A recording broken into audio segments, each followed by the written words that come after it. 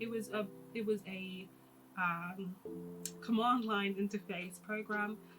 Hello, my name is Oluwatofunmi, but you can call me Tof, and welcome back to my channel. So in the video you're about to watch, you'll realise I'm wearing a completely different outfit, a completely different hair, and that's mainly just because I filmed the video a little while ago, so when I got busy it was all prepared for you guys, and then I started editing and I realised the video was going to be an hour long.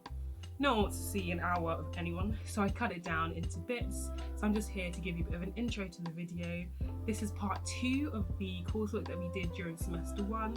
There'll be a part 3 for semester 1, and then I'll continue this kind of like series into semester 2 if people like it, and eventually I'll go on to talk about my dissertation. But let's jump into it, let's get started. Hope you enjoy it.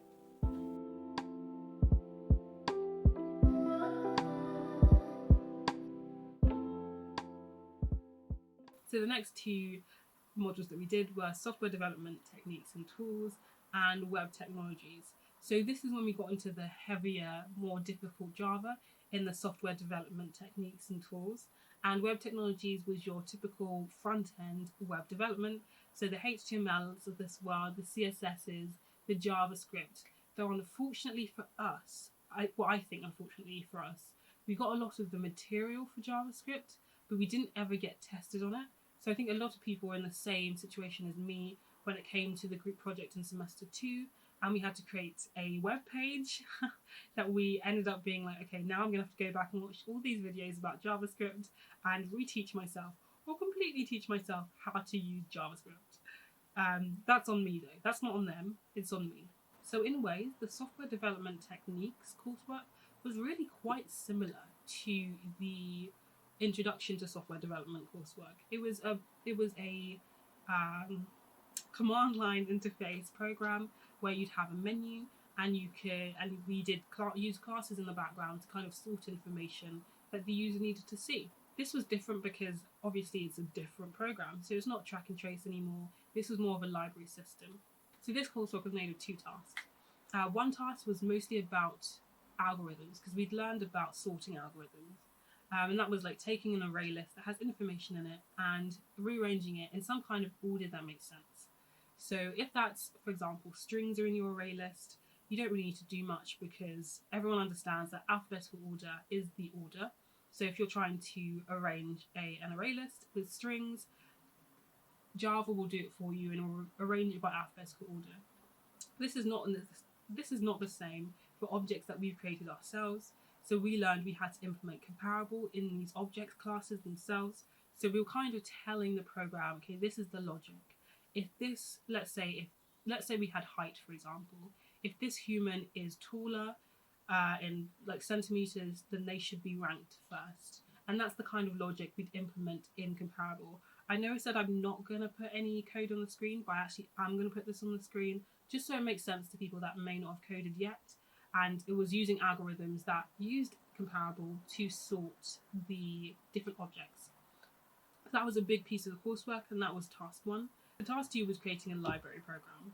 So much like we did in the previous Java modules coursework, you'd import a file into the system to get everything started, and this file would have it was just clearly a very simple list. It was a number that said the number of books.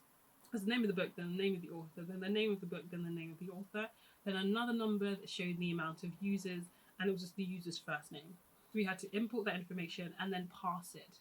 I actually found that quite fun because I was like, okay, if the first number, you want to take the first, well, it was seen as a string, and then you want to pass it into an integer, then you want to read the integer as a number, figure out what that number is, times that by 2, and then I did some magic in the background to say, okay, if take the first 2 lines for 5 times and then put that into an array list, then go into that array list and then edit it some more. It was good fun.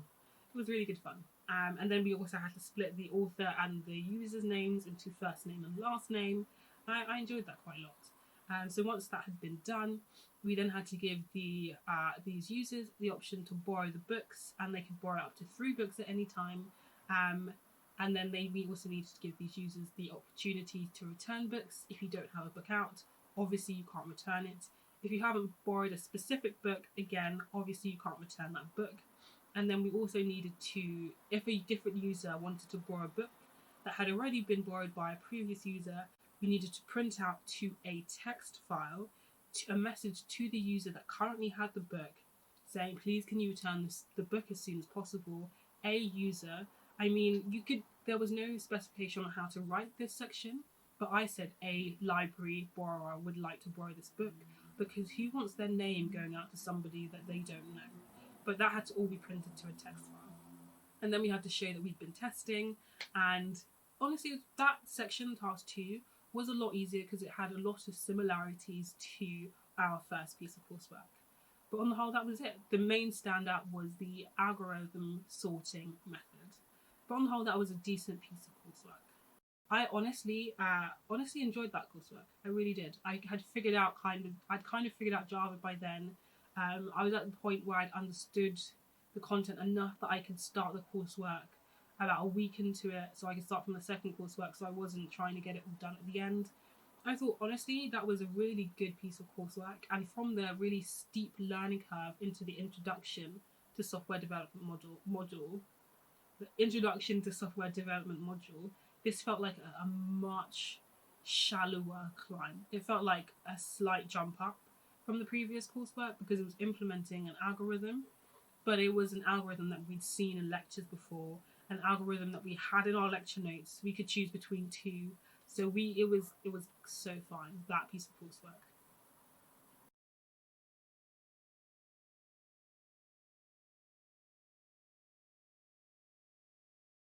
So web technologies, this was happening at the same time, and this was, like I said, is what you know from front-end web development.